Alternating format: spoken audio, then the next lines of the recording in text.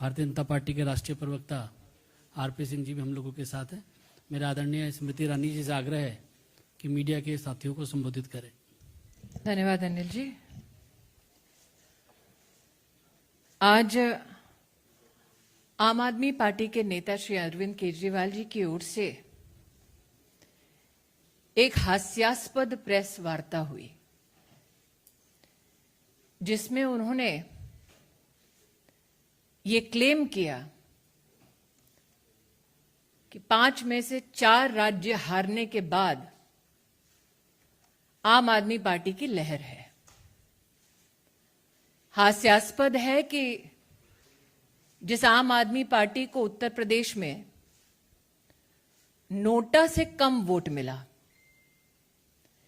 जिस आम आदमी पार्टी की उत्तराखंड में 70 सीटों में से 55 सीटों पर जमानत जब्त हुई, और जिस आम आदमी पार्टी के गोवा में मात्र 6% वोट मिला, उस पार्टी के नेता अरविंद केजरीवाल जी देश के यशस्वी प्रधान सेवक नरेंद्र भाई मोदी पर कटाक्ष कर रहे हैं।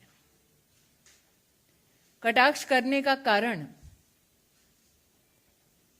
कि वो दिल्ली में निगम का रिफॉर्म, उसका समर्थन नहीं करना चाहते। रिफॉर्म के विरोध में अरविंद केजरीवाल स्वयं उपस्थित होंगे, यह शायद दिल्ली के नागरिकों ने कभी सोचा नहीं था। लेकिन दिल्ली के नागरिक वो नजारा भी देख चुके जब अरविंद केजरीवाल जी ने स्वतः नगर निगम का गत 7 वर्षों में 13,000 करोड़ रुपया रोक के रखा, ताकि निगम अपने कार्यों में विफल हो। आज पूर्ण विनम्रता के साथ जिनकी यूपी में नोटा से कम सीट आई, उत्तराखंड में जिनकी जमानतें जब्त हुई, ऐसे अरविंद जी से मेरे कुछ सवाल हैं। क्या अरविंद केजरीवाल जी जानते थे कि दिल्ली में नगर निगम के उच्च अधिकारियों ने, प्रतिनिधियों ने पिछले साल ही रिफॉर्म की दरकार को व्यक्त किया? क्या अरविंद केजरीवाल जी इस बात को स्वीकार करेंगे कि दिल्ली सरकार जानबूझकर 13,000 करोड़ रुपया दिल्ली में नगर निगम को ध्वस्त करने की मंशा से रोक कर बैठे हैं?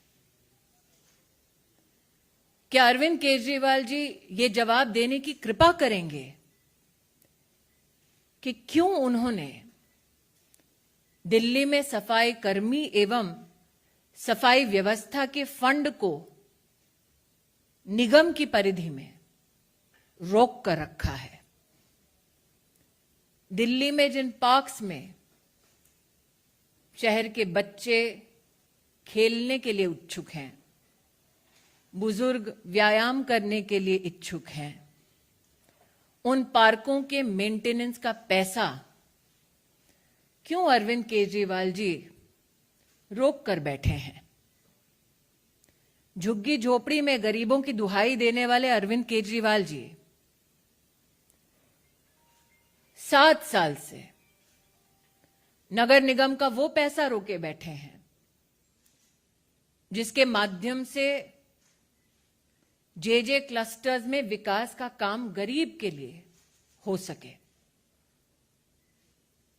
यह अपने आप में स्तब्ध करने वाली बात है कि निगम के माध्यम से गांव के विकास के लिए भी जो पैसा दिल्ली सरकार को देना चाहिए था, वो पैसा भी जानबूझकर अरविंद केजरीवाल जी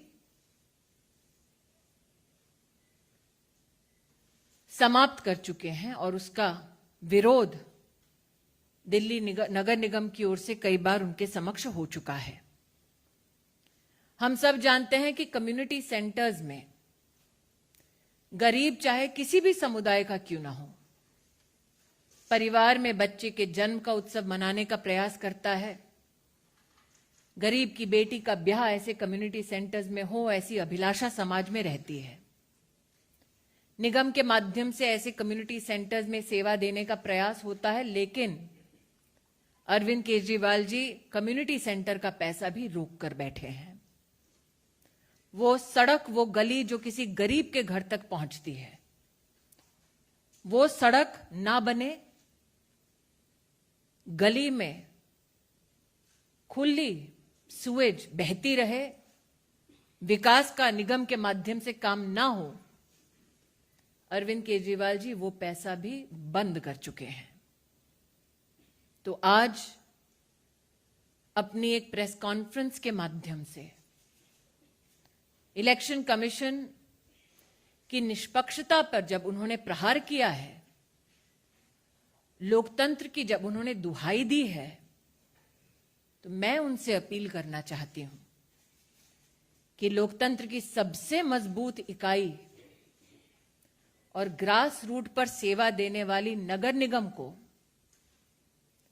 13,000 करोड़ रुपया से अब तक अरविंद केजरीवाल ने जो वंचित किया है, दिल्ली के गरीब नागरिकों की मुसीबतों को बढ़ाने का जो काम किया है, मेरा निवेदन केजरीवाल जी से है कि वो गरीब की झुग्गी झोपड़ी क्लस्टर्स में विकास का काम होने दें, निगम के रिफॉर्म का काम ना रोकें, गरीब के घर तक पहुंचने वाली सड़कों के निर्माण में निगम का सहयोग दें, सफाई कर्मियों का फंड ना रोकें, गरीब जिस कम्युनिटी सेंटर का महत्व समझता है उस कम्युनिटी सेंटर का पैसा ना रोकें, गांव के विकास को ना रोकें।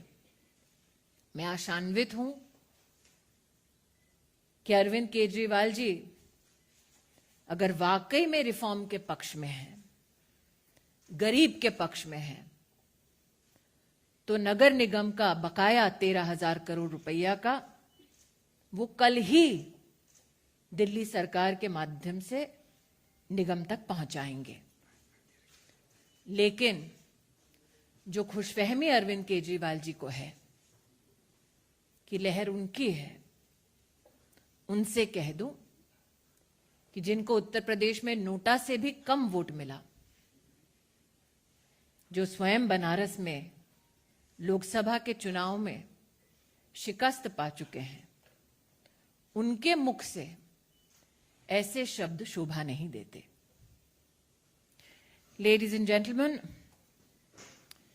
today the nation was bemused to see a press interaction by the Delhi Chief Minister Arvind Kejriwal. As Indians, we should take umbrage in the fact that Arvind Kejriwal ji chose to attack the Election Commission and the electoral process that has been hailed across the world as fair and transparent. What bemused Karyakartas of the Bharatiya Janata Party was the fact that Mr. Kejriwal claimed that his party had a decisive impact in the election results that the country yesterday saw. Today, the question that begets Mr. Kejriwal is this. The Aam Aadmi Party received less votes than Nota in the state of Uttar Pradesh. In Uttarakhand, the Aam Aadmi Party lost its deposit on 55 seats out of 70. In Goa, the Aam Aadmi Party was reduced to a vote share of just 6%. So a leader who loses 4 state elections claims that he is the harbinger of change. But what was he the harbinger of in the national capital? In Delhi, for the past 7 years, Mr. Kejriwal himself has stopped the funds for sanitation workers.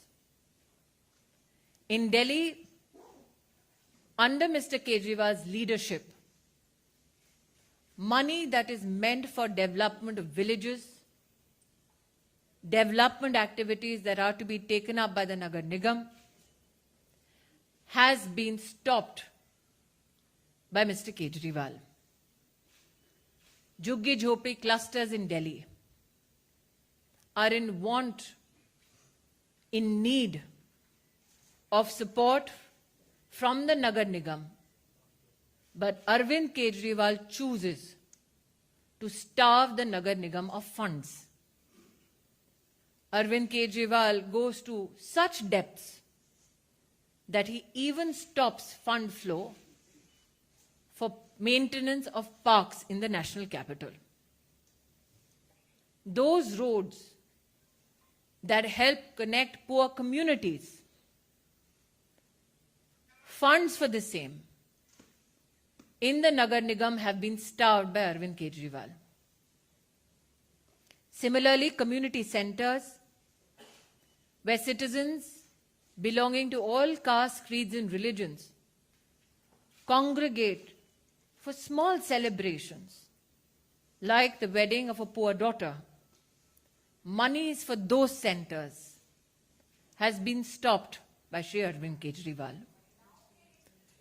Today, the question most humbly that I'd like to pose to Mr. Kejriwal: was he aware that Nagar Nigams of Delhi has sought reforms last year itself? Is Arvind Kejriwal against reforms in local government bodies? And my appeal to him is this: can you please give the 13,000 crore rupees you owe to the Nagar Nigams in the national capital? Mr. Kejriwal waxed eloquent about how he is the savior of democracy. I would like to tell him that by starving the Nagar Nigam of funds, he is killing democracy at its very grassroots. Thank you. इस विषय से जुड़ा कोई सवाल अगर आप लोगों का हो तो आप पूछ सकते हैं।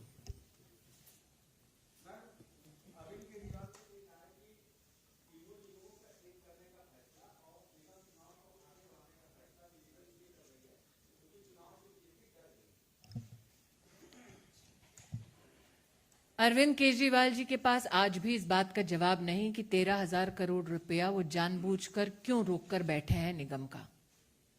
क्या वो अपनी राजनीतिक रोटियां सेकने के लिए, अपने लिए चुनावी माहौल बनाने के लिए, गरीब की सेवा के लिए जो निगम समर्पित है उसका फंड जानबूझकर रोक कर बैठे हैं? दूसरा, तीनों मेयर्स अरविंद केजरीवाल जी के घर के सामने 13 दिन दिसंबर में 13,000 करोड़ रिलीज करने की मांग के साथ बैठे थे। केजरीवाल जी तो कहते हैं कि वो बहुत यशस्वी आंदोलनकारी हैं, तो उन्होंने क्यों निगम के माध्यम से गरीब की सेवा के लिए वो 13,000 करोड़ रुपए नहीं दिए? रिफॉर्म की दृष्टि से पिछले साल ही इस रिफॉर्म की मांग मेयर्स ने की थी। प्रश्न उठता है कि आज तक अरविंद केजरीवाल क्यों चुप बैठे इस विषय पर। और जैसा कि मैंने कहा, हास्यास्पद है अगर उनको लगता है कि 55 सीटों पर जमानत जब्त होने का मतलब उनकी लहर है। हास्यास्पद है अगर उनको लगता है कि यूपी में नोटा से कम वोट आना उनकी लहर का संकेत है। मेरा प्रश्न एक बार फिर वही है, निगम के आर्थिक स्वास्थ्य के लिए क्या अरविंद केजरीवाल कल 13,000 करोड़ रुपया जो बकाया है निगम का, उसको रिलीज करेंगे? क्योंकि तो अपील उन्होंने की ना कि पार्टियां आती हैं जाती हैं, देश रहना चाहिए। तो देश की राजधानी के साथ इतना बड़ा अन्याय क्यों कर रहे हैं अरविंद केजरीवाल? भारतीय जनता पार्टी मेयर्स की ओर से जो अपील की गई भारत सरकार को, उसके तत्वाधान में मेयर्स की वो भी पत्रावली है। निश्चित रूप से आप उनसे चर्चा करके उनका स्टैंड ले सकते हैं। मैं क्योंकि केंद्र में कैबिनेट में सेवा दे रही हूं, इसलिए किसी और इलेक्टेड रिप्रेजेंटेटिव की ओर से मेरे लिए बोलना उचित नहीं होगा, लेकिन उनकी अपील सार्वजनिक हो चुकी है। जहां तक कि संगठन से कोई वक्तव्य की आपकी अपेक्षा है तो आदेश जी साथ ही बैठे हैं, आदेश जी भी आपको जवाब दे सकते हैं। यतेंद्र जी, मैं इतना ही कहूंगी रविंद्र जी, रात को निश्चित रूप से सुधीर जी इस पे कोई स्पेशल करेंगे तो मैं भी उस स्पेशल को देखूंगी। शैलेंद्र जी, एक सेकंड।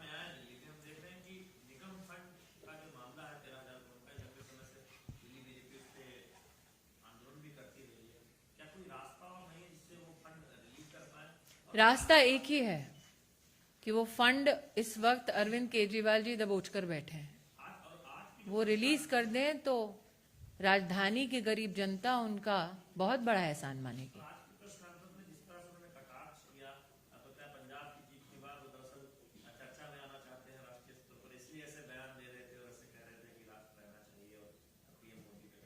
अरविंद केजरीवाल जी के कथन पर निर्भर नहीं करता कि राष्ट्र रहेगा नहीं रहेगा। अगर एक व्यक्ति एक जीत के बाद और 4 राज्यों में हारने के बाद अपने आप को राष्ट्र से बड़ा समझ ले तो उनकी खुशफहमी तो जनता ही दूर करेगी। लेकिन मैं अभी भी अपने एक ही मुद्दे पर अड़ी हूं कि अगर वाकई में राजधानी में गरीब परिवारों की अरविंद केजरीवाल जी को चिंता है तो सफाई कर्मी के जो फंड हैं उसको रिलीज करें, गांव के विकास का फंड को रिलीज करें, गरीब के घर तक सड़क बने मेंटेन हो उसका फंड रिलीज करें, झुग्गी झोपड़ी क्लस्टर का जो फंड दबाकर बैठे हैं उसको रिलीज करें, और वाकई में लोकतंत्र की हत्या ग्रास रूट पर निगम को दबोचकर ना करें। आप पूछिए।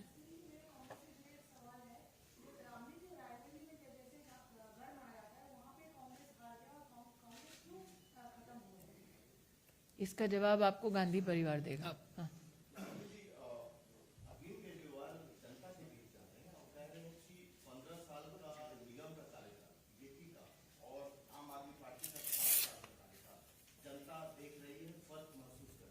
बिल्कुल जनता देख रही है कैसे 7 साल से 13,000 करोड़ रुपया जानबूझकर अरविंद केजरीवाल जी ने रोक कर रखा है। इसीलिए अगर आप जाना चाहते हैं जनता के मध्य में, अगर आप जनता के मध्य में जाना चाहते हैं तो भारतीय जनता पार्टी के कार्यकर्ता भी जा रहे हैं जनता के मध्य में। और अगर जनता के मध्य में जाकर आज दिल्ली का रोष देखना है और विशेषतः महिलाओं में देखना है तो अरविंद केजरीवाल जी की शराब नीति को ही देख लीजिए। सड़कें और पार्क तो ध्वस्त कर रहे हैं, परिवार भी अब ध्वस्त कर रहे हैं।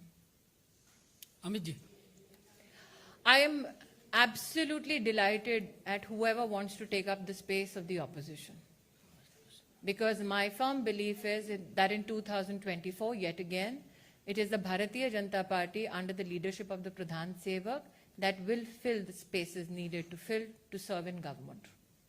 मैंने जैसे कि उस महिला रिपोर्टर से कहा कि विपक्ष की कोई भी सीट कोई भी भरना चाहे, मुझे उससे कोई आपत्ति नहीं है।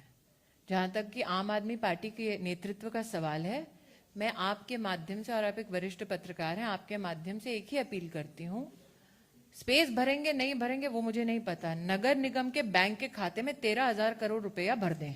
धन्यवाद। बहुत बहुत धन्यवाद।